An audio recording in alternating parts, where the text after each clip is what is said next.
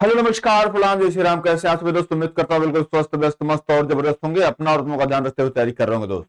तो आइए बिहार शिक्षक भर्ती 2024 फेज 3 के लिए हम लोग आज चौथे पड़ाव पर हैं दोस्त। लास्ट 6 मंथ करंट अफेयर हम लोग उस पर डिस्कशन कर रहे हैं।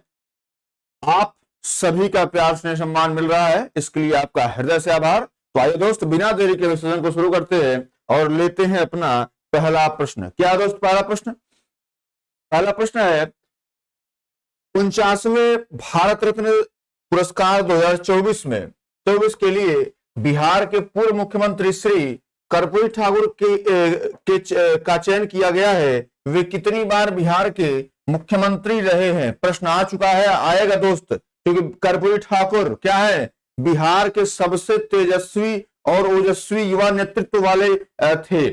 उनकी वजह से बिहार कहीं ना कहीं बहुत आगे गया था। इसलिए जब उनको आज भारत रत्न दिया गया है तो दोस्त ये सबसे चर्चा का विषय रहा है, सबसे गौरवशाली पल रहा है बिहार के लिए। तो यहां से प्रश्न बनना तो लाजमी है दोस्त। तो बताइए, option A 1, option B 2, option C 3, option D 4, option E उपयुक्त में से कोई नहीं। जवाब दीजिए मेरे दोस्त, इसका सही जवाब क्या होगा? तो इसका सही जवाब हो जाएगा कर्पूरी ठाकुर। कितनी बार भैया? 2 बार जो है वो बिहार के मुख्यमंत्री रहे हैं। ठीक है, अब बात करते हैं भारत रत्न की। तो मेरे दोस्त मेरे भाई, अगर भारत रत्न की बात करें ना, भारत रत्न, तो भारत रत्न जो है ये कब से शुरू किया गया है? तो ये शुरू किया गया है मेरे दोस्त, ये शुरू किया गया है 1954 से। ठीक है, पहली दफा 1999 में। इस बार कितने लोगों को दिया गया चर्चा करेंगे। पहली दफा 1999 में 4 लोगों को दिया गया था। इस बार 2024 में, इस बार 2024 में कितने लोगों को? 5 लोगों को दिया गया है। कितने लोगों को? 5 लोगों को। पहले नंबर पर कौन आते हैं भैया? पहले नंबर पर आते हैं कर्पूरी ठाकुर। क्या? कर्पूरी ठाकुर, कर्पूरी ठाकुर। ठीक है, दूसरे नंबर पे आते हैं कौन भैया? लाल कृष्ण आडवाणी। क्या? लाल कृष्ण आडवाणी आते हैं, लाल कृष्ण आडवाणी आते हैं। तीसरे नंबर पर कौन आता है भैया? चौधरी चरण सिंह। क्या? चौधरी चरण सिंह आते हैं, चौधरी चरण सिंह। ठीक है, चौधरी चरण सिंह। चौथे नंबर पे आते हैं एम एस स्वामीनाथन, वैज्ञानिक जो थे, एम एस स्वामीनाथन, कृषि वैज्ञानिक, M S Swaminathan, M S Swaminathan आते हैं। ठीक है, एम एस स्वामीनाथन आते हैं। और 5वें नंबर पर कौन आता है दोस्त? नरसिम्हा राव, पूर्व प्रधानमंत्री। 5वें नंबर पर नरसिम्हा राव। क्या? नरसिम्हा राव आते हैं। ठीक है मेरे दोस्त, तो इसको भी आप याद रखिएगा। 5 लोगों को दिया गया है, कर्पूरी ठाकुर, लाल कृष्ण आडवाणी, चौधरी चरण सिंह, नरसिम्हा राव और एम एस स्वामीनाथन। तो सर्वाधिक 5 लोगों को 2024 में पुरस्कार ये दिया गया है। मामला क्लियर दोस्त? इसका सही जवाब क्या जाएगा? ऑप्शन नंबर 2, कर्पूरी ठाकुर 2 बार बिहार के क्या रहे हैं? बिहार के मुख्यमंत्री रहे। ठीक है, चलिए आगे बढ़ते हैं दोस्त। क्या प्रधानमंत्री सर्वोदय योजना की घोषणा कब की गई दोस्त? बताइएगा, इसका सही जवाब क्या होगा? कब की गई सर्वोदय योजना घोषणा? 1 जनवरी 2024, 14 जनवरी 2024, 22 जनवरी 2024, 24 जनवरी 2024 और ऑप्शन ई उपयुक्त में से कोई नहीं। जवाब दीजिए मेरे दोस्त, इसका सही जवाब क्या होगा? देखिए, अगर बात कर लेते हैं सर्वोदय योजना की, तो मेरे दोस्त सर्वोदय योजना के तहत 1 करोड़ घरों में, 1 करोड़ घरों में सोलर पैनल लगाने का क्या है? लगाने का लक्ष्य रखा गया। कितने करोड़? 1 करोड़ घरों पर, 1 करोड़ घरों पर, 1 करोड़ घरों पर सोलर पैनल लगाने का लक्ष्य रखा गया है। और यह योजना कब लॉन्च की गई? तो यह योजना लॉन्च की गई है 22 जनवरी 2024 को। ये 22 जनवरी 2024 कई मायनों में इंपॉर्टेंट है। ये 22 जनवरी 2024 इसी दिन क्या हुआ था? इसी दिन भगवान राम का मंदिर जो भगवान राम का मंदिर अयोध्या में बना दोस्त, उसी की प्राण प्रतिष्ठा थी। क्या? भगवान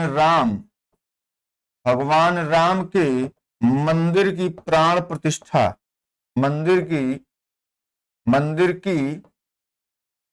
प्राण प्रतिष्ठा थी। ठीक है, प्राण प्रतिष्ठा थी। ठीक है, अब यहां पर जो चरण देखना दोस्त, इसी दिन भारत के उपराष्ट्रपति जगदीप धनखड़ ने क्या किसका उदाहरण दिया? हमारा संविधान, हमारा सम्मान, अभियान का उद्घाटन किया था दोस्त, ठीक है। तो इसको आप याद रखना, हमारा संविधान हमारा सम्मान, 24 जनवरी 2024 को इसका उद्घाटन किसने किया था? जगदीप धनखड़ ने किया था, ठीक है मेरे दोस्त। चलिए आगे बढ़ते हैं।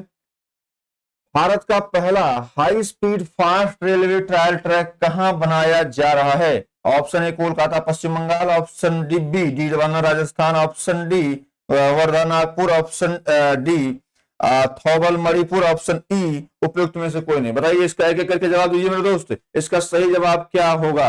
देखिए कलकत्ता में जैसे वो अंडर वाटर मेट्रो रेल बनाई जा रही है और अभी एनसीबी की रिपोर्ट आई है दोस्त, तो कलकत्ता जो सबसे सुरक्षित शहर माना गया है, ठीक है। अगर हम बात कर लेते हैं भाई वर्धा नागपुर की, तो आपको पता वर्धा नागपुर में पीएम गति शक्ति मास्टर प्लान के तहत महाराष्ट्र का पहला मल्टी मॉडल लॉजिस्टिक पार्क जो है ये वर्धा नागपुर में बनाया जा रहा है, ठीक है। और यहाँ पे थौबल मणिपुर, तो अभी आप देख रहे होंगे कांग्रेस की भारत जोड़ो न्याय यात्रा, क्या भारत जोड़ो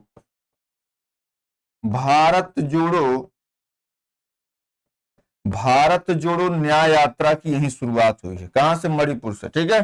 थौबल मणिपुर ये स्थान रखा गया है।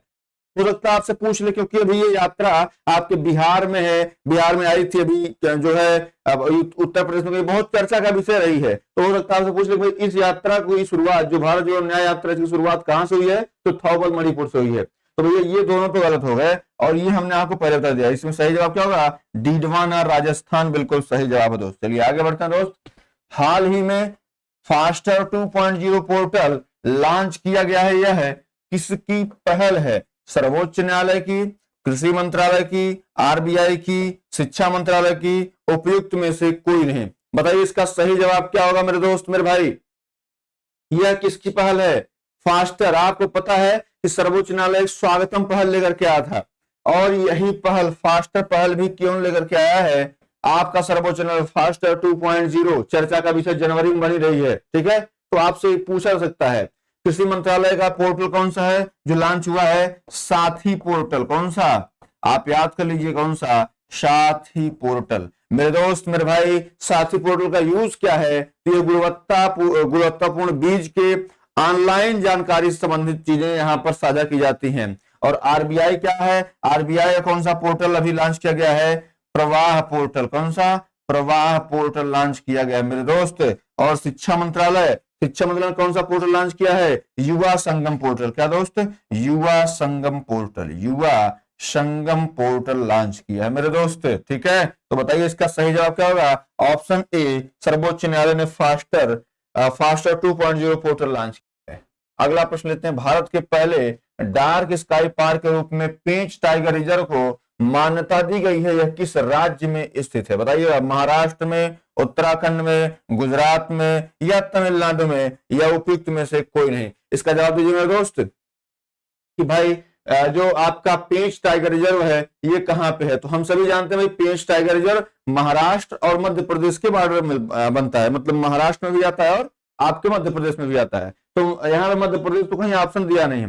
बेसिकली आपको बताऊं कि जो भारत का पहला डार्क स्काई पार्क के रूप में पेंच टाइगर रिजर्व को मान्यता दी गई है, यहाँ पे है, तो ये है आपके महाराष्ट्र में, ठीक है दोस्त। अगर हम बात करें उत्तराखंड किस लिए अभी चर्चा में रहा है, तो भारत का पहला जिम्नोस्पर्म गार्डन, क्या भारत का माफ करिएगा, भारत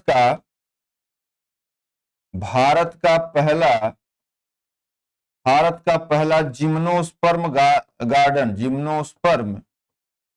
जिम्नोस्पर्म गार्डन ये चर्चा का विषय बना है, और ये कहां पे? उत्तराखंड में भी खोला गया है, ठीक है। अगर हम बात कर ले भारत की पहली हिमालय एयर सफारी, क्या भारत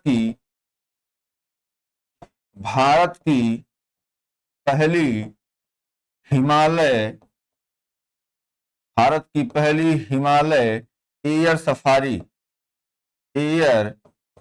सफारी कहां खोली गई है? तो ये भी आपके उत्तराखंड में खोली गई है। और गुजरात की बात कर लेना दोस्त, तो गुजरात सबसे अधिक रूफ टॉप सोलर क्षमता, क्या सर्वाधिक रूफ टॉप सोलर क्षमता, सर्वाधिक रूफ टॉप वही छत पे सोलर ऊर्जा वाला, ठीक है, सौर ऊर्जा वाला, सोलर ऊर्जा, इसको आप कुछ भी लिख सकते हैं दोस्त, ठीक है, सोलर ऊर्जा वाला ये गुजरात में हुआ है, ठीक है। और ये स्थापित करने वाला, मतलब ऐसा करने वाला पहला राज्य बना ये, ठीक है। अगर बात कर ले और क्या, तो भारत का पहला पनडुब्बी पर्यटन, क्या भारत का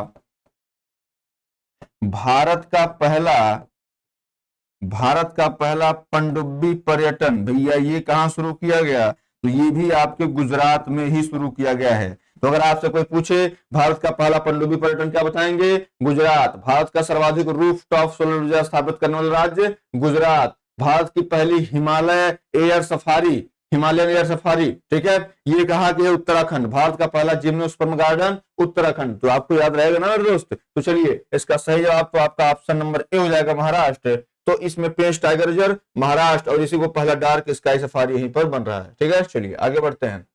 आईपीएल के सबसे महंगे खिलाड़ी कौन बने हैं, Pat Cummins, Tim Southee, Virat Kohli, Mitchell Starc, उपयुक्त में से कोई नहीं, बताइए इसका सही जवाब क्या होगा दोस्त। तो मेरे भाई मेरे दोस्त, अगर हम बात कर लें कि भाई सबसे आईपीएल का, देखिए आईपीएल क्या रहा है, चर्चा का विषय हमेशा से बना रहा है। आईपीएल से 2 प्रश्न आते ही आते हैं, तो आप आईपीएल तैयार कर ही लीजिए तो बेहतर रहेगा, है ना। तो देखिए अगर हम बात कर ले, एक एक करके चर्चा कर लेते हैं। पैट कमिंस की बात करें तो आईसीसी पुरुष क्रिकेटर ऑफ द ईयर है, क्या है, ICC men's cricketer of the year. चलिए क्रिकेटर ऑफ द ईयर ये कौन है, पैट कमिंस है। अब टिम साउदी किसके लिए, तो टी20 में सर्वाधिक 150 विकेट लेने वाले पहले गेंदबाज, विकेट लेने वाले पहले गेंदबाज कौन बने हैं दोस्त, तो पहले गेंदबाज बने हैं आपके पैट कमिंस, ठीक है। विराट कोहली क्या दोस्त, Virat Kohli ICC men's one day cricketer of the year, कल हम लोग परसों चर्चा किए थे। ICC men's one day cricketer of the year Virat Kohli है भैया। तीनों चर्चा हो गई है ना। कौन, मिचेल स्टार्क सर्वाधिक महंगे खिलाड़ी बने हैं, ठीक है दोस्त। अब आप हमको कमेंट में बताएंगे कि मिचेल स्टार्क को किस टीम ने खरीदा है, ठीक है, आपका कमेंट रहेगा। चलिए आगे बढ़ते हैं दोस्त, 7वां प्रश्न लेते हैं। क्या भैया, ऑक्सफोर्ड डिक्शनरी द्वारा चयनित वर्ड ऑफ द ईयर 2023 कौन सा है, बताइएगा। ऑथेंटिक है, हेलुकिनेट है, एआई है, रिज है, या उपयुक्त में से कोई नहीं। ये एक ऐसे प्रश्न जो है दोस्त, ये आपसे शायद ऐसे प्रश्न पूछे जाते रहे हैं। ये चूंकि चर्चा का विषय रहता है तो ऐसे प्रश्न पूछे जाने की उम्मीद रहती है, ठीक है। तो जो ऑक्सफोर्ड डिक्शनरी है इसके लिए कौन सा है, सबसे पहले ऑथेंटिक जो शब्द है इसको किसने शामिल किया है, तो इसको मरियम वेबस्टर ने शामिल किया, ठीक है। मरियम वेबस्टर वो है। और हेलुसिनेट जो वर्ड लिया गया है इसको कैम्ब्रिज डिक्शनरी, ठीक है, कैम्ब्रिज डिक्शनरी। और अगर एआई की बात करें तो कोलिंस डिक्शनरी एक आती है, उसने वर्ड ऑफ द ईयर इसको घोषित किया है, ठीक है। चलिए हम लिख दे रहे हैं यहां पे क्या, कोलिंस डिक्शनरी बोले तो एआई। और अगर कैम्ब्रिज की बात करें, क्या कैम्ब्रिज डिक्शनरी कौन किया है, तो भैया ये हेलुसिनेट किए हैं, ठीक है। और अगर हम बात कर लें ऑथेंटिक की तो मरियम वेबस्टर ने किया, क्या, मरियम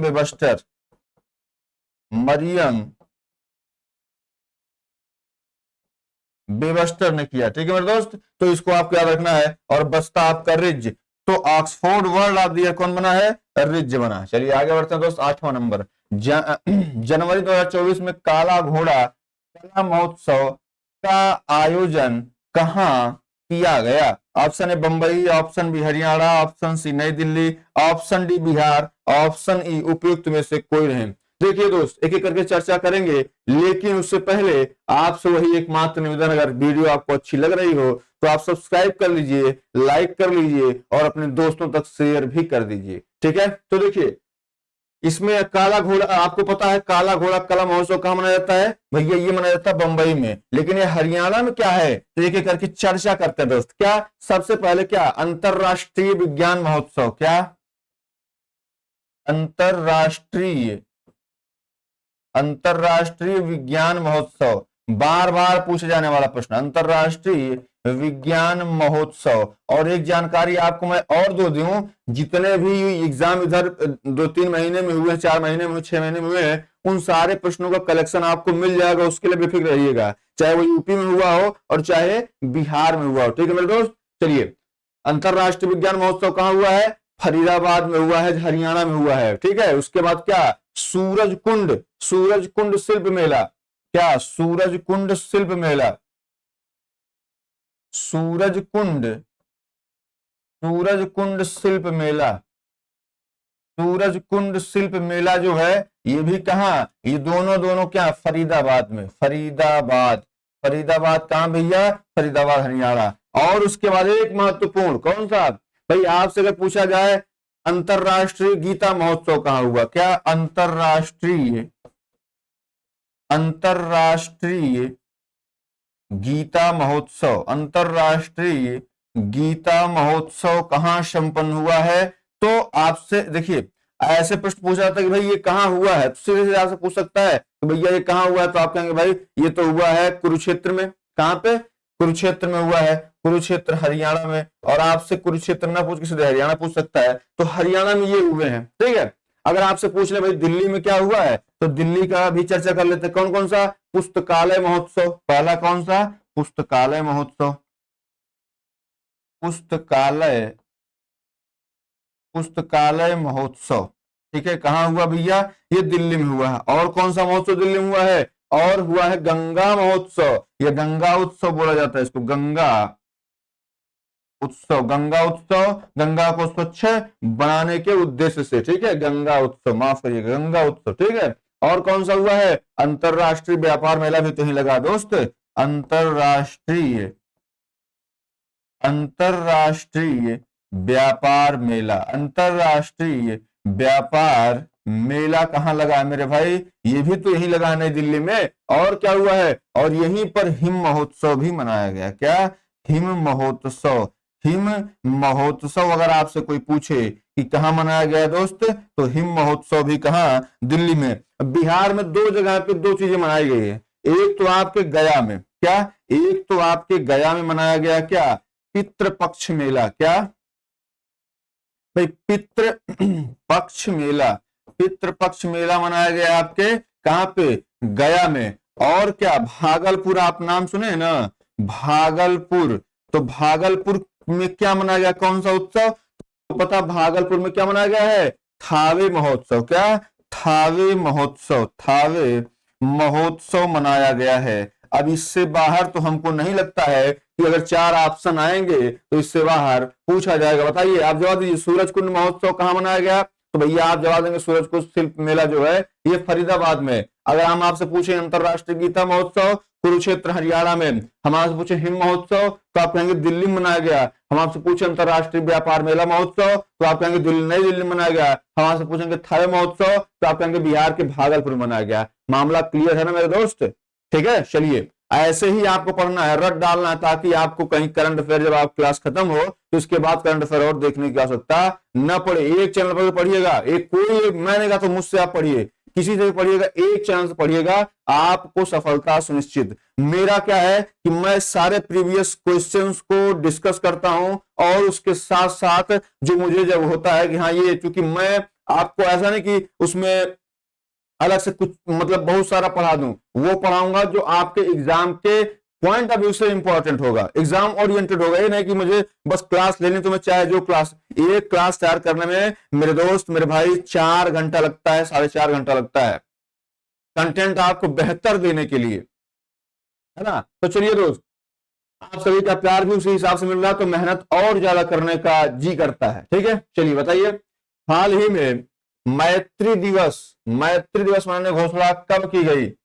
14 अगस्त को, 15 नवंबर को, 26 दिसंबर को या 6 दिसंबर को, या उपयुक्त में से कोई नहीं? बताइए इसका सही जवाब क्या होगा? तो आपको पता भैया, मोदी जी ने आह्वान किया था 14 अगस्त, क्या? विभाजन विभीषिका दिवस। क्या? विभाजन विभीषिका दिवस।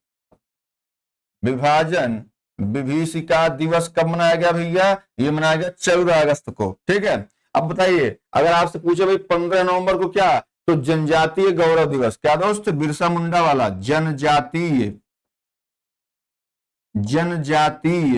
गौरव दिवस, जनजातीय गौरव दिवस मनाया गया। और किसके परिप्रेक्ष्य में, तो ये मनाया गया है बिरसा मुंडा के जन्म दिवस के परिप्रेक्ष्य में। ठीक है, अब बताइए 26 दिसंबर को क्या, वीर बाल दिवस। क्या दोस्त, वीर बाल दिवस, वीर बाल दिवस मनाया गया। और ये किसके परिप्रेक्ष्य में, तो आपको याद होगा मेरे दोस्त, गुरु गोविंद सिंह के 4 पुत्रों को औरंगजेब ने क्या कर दीवार में चुनवा दिया था, उन्हीं की याद में जो है 26 दिसंबर को वीर बाल दिवस मनाया जाता है। और 1971 आपको याद होगा 6 दिसंबर 1971 को ही भारत ने बांग्लादेश को एक देश के रूप में मान्यता दी थी। और अभी घोषणा हुई है कि 6 दिसंबर को हम लोग मैत्री दिवस के रूप में मनाएंगे। चलिए आगे बढ़ते हैं दोस्त। 10वां नंबर, क्या जनवरी 2024 में आयोजित 19वां NAM शिखर सम्मेलन का आयोजन कहां किया गया, युगांडा में, नई दिल्ली में, गांधीनगर में, दाओस में, या उपयुक्त में से कोई नहीं। तो मेरे दोस्त आगे करके हम लोग चर्चा कर लेते हैं इस पे। ठीक है,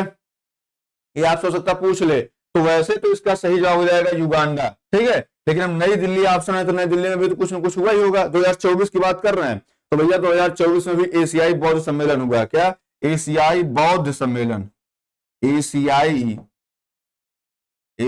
बौद्ध सम्मेलन, एशियाई बौद्ध सम्मेलन कहां हुआ दोस्त, तो एशियाई बौद्ध सम्मेलन आपके दिल्ली में हुआ है। गांधीनगर गुजरात में क्या हुआ है, वाइब्रेंट गुजरात ग्लोबल इन्वेस्टर्स समिति। क्या, vibrant Gujarat, vibrant Gujarat global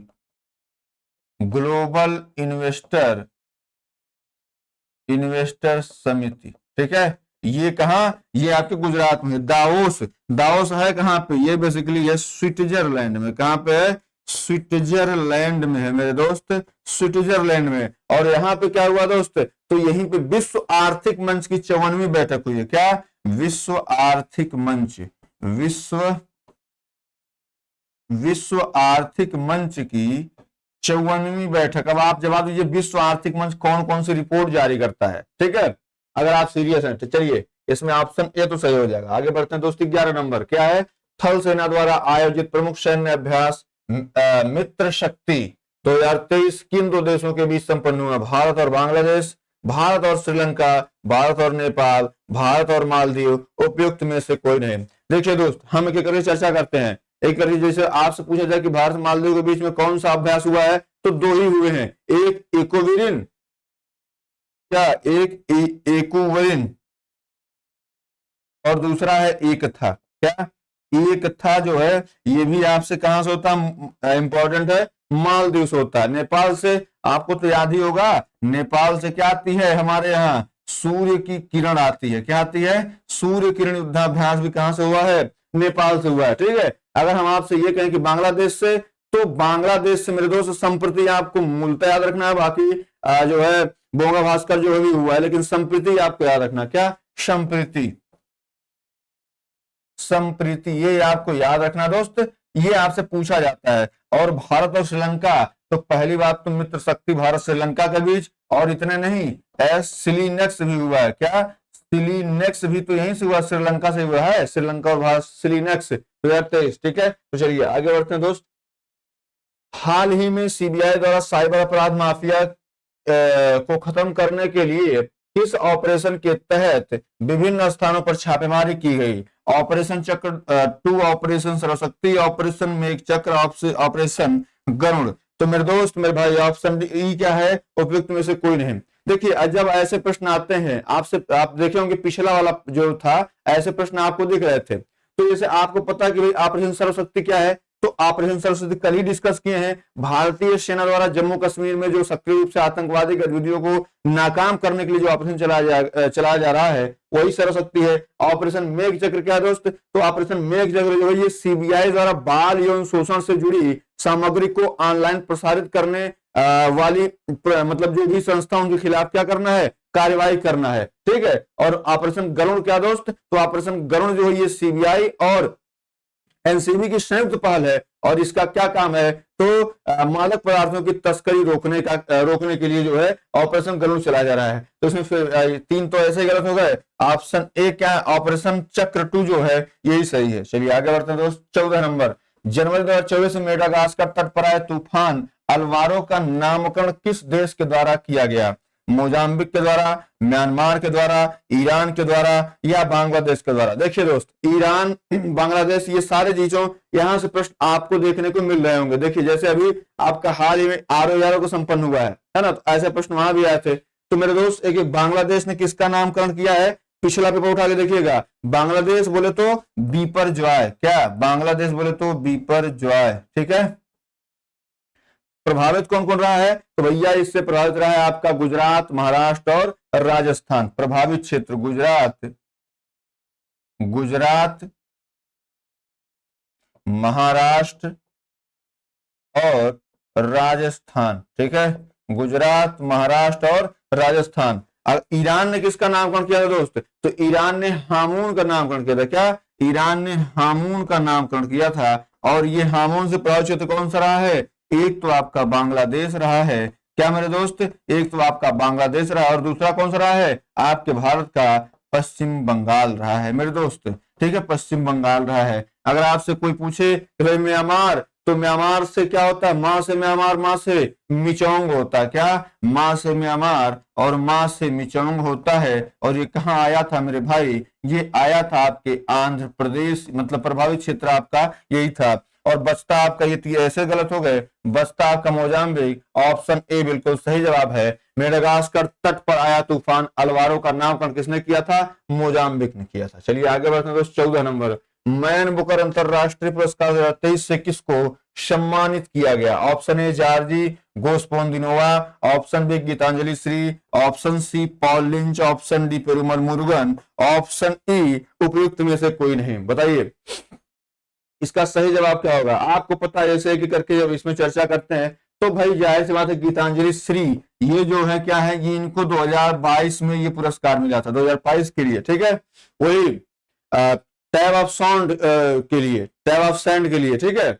अब देखिए ये तो गलत हो गई ऐसे ही। अब बचते हैं ये 3 लोग, इनमें से कौन सा हो कौन सा नहीं हो, ये भी आपको ध्यान देना है। तो भाई पॉल लिंच को जो है, देखिए एक बुकर पुरस्कार है और एक मैन बुकर पुरस्कार है। तो बुकर पुरस्कार किसको मिला है? पॉल लिंच को मिला है, ठीक है। बुकर पुरस्कार क्या मिला है? बुकर पुरस्कार, बुकर पुरस्कार इनको मिला है, ठीक है। पॉल लिंच को किसके लिए मिला है? तो इन्होंने गाया था प्रॉफिट सॉन्ग। क्या?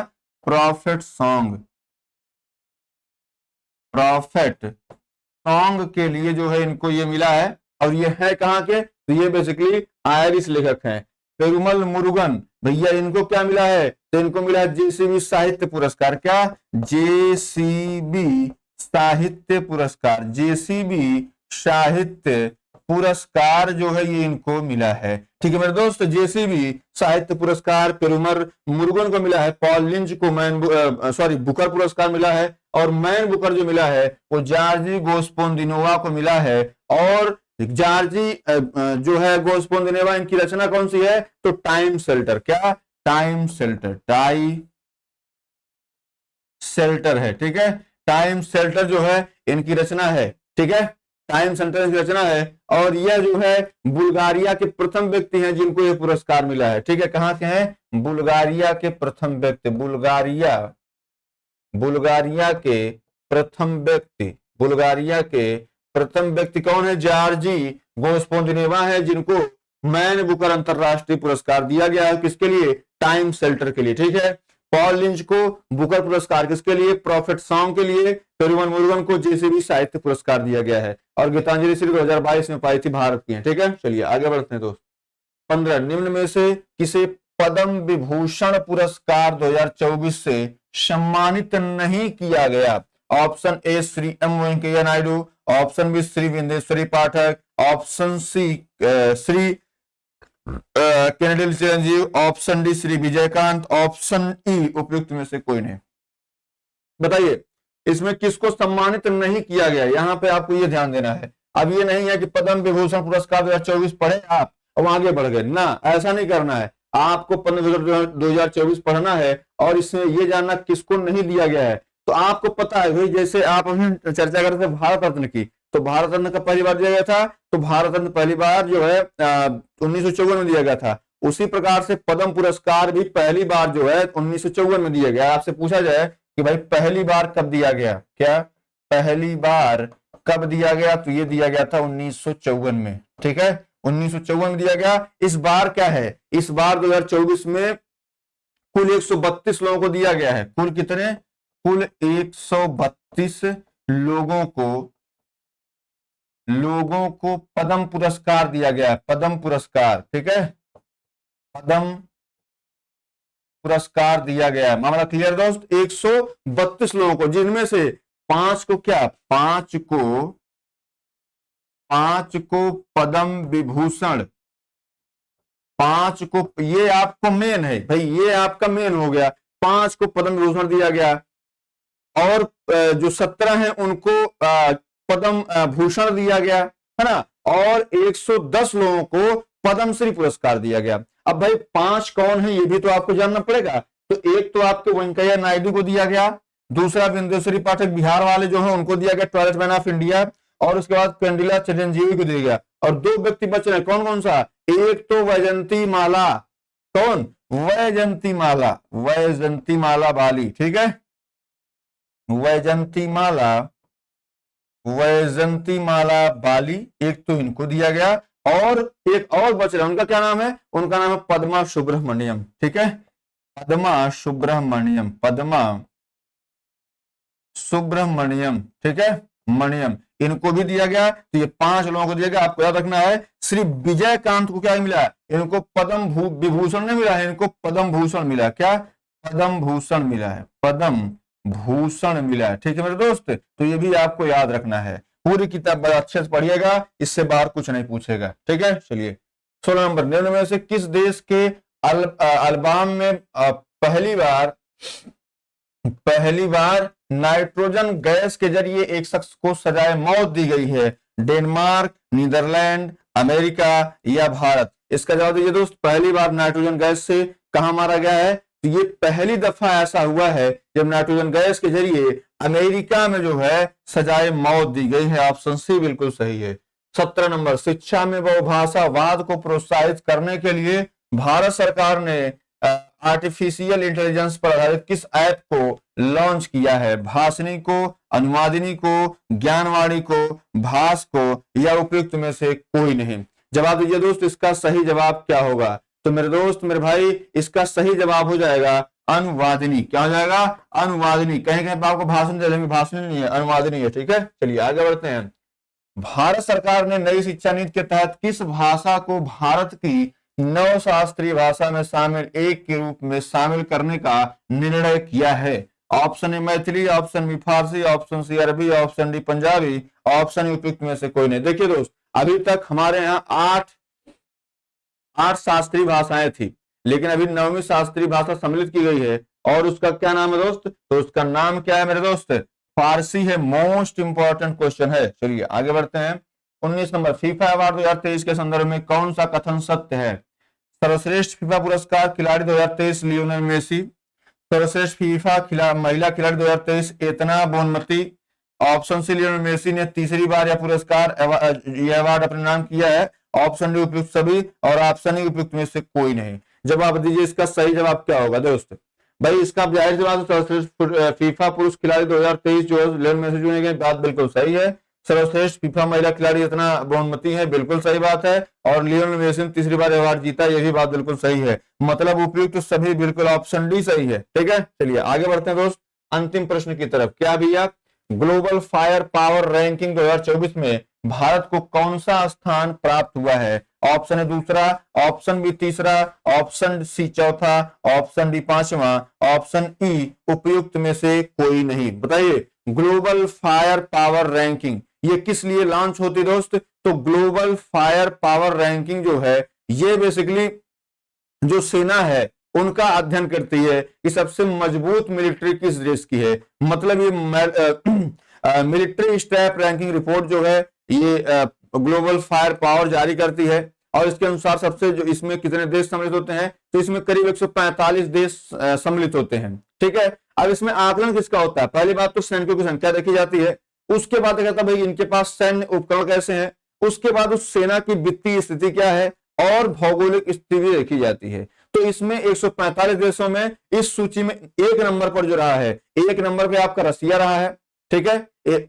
एक नंबर पे जैसे आपसे पूछे तो भाई एक नंबर पे कौन है, एक नंबर पे आपका अमेरिका रहता है, बार बार आपसे होता है कि भाई सबसे एक नंबर पे कौन है, अमेरिका है, दूसरे नंबर पे रसिया है, तीसरे नंबर पे चाइना है, और अपना भारत किस नंबर पे है? तो अपना भारत तीसरे के बाद किस नंबर पे आता है? चौथे पे। मतलब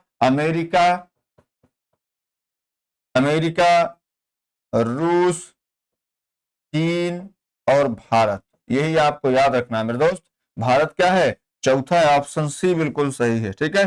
तो आज की क्लास मेरे दोस्त यहीं तक। उम्मीद कर रहा हूं कि आप सभी को मेरी ये क्लास पसंद आई होगी, और पसंद आई हो मेरे दोस्त तो आप सभी से मात्र एक निवेदन रहेगा कि आप सभी अपना प्यार स्नेह सम्मान किस रूप में दें? लाइक, शेयर और सब्सक्राइब करने के साथ, ठीक है। तो अब मैं निशांत आपसे इजाजत चाहूंगा कि अब आप हमें अनुमति दें, कल फिर मुलाकात होगी। तब तक के लिए नमस्कार, जय हिंद।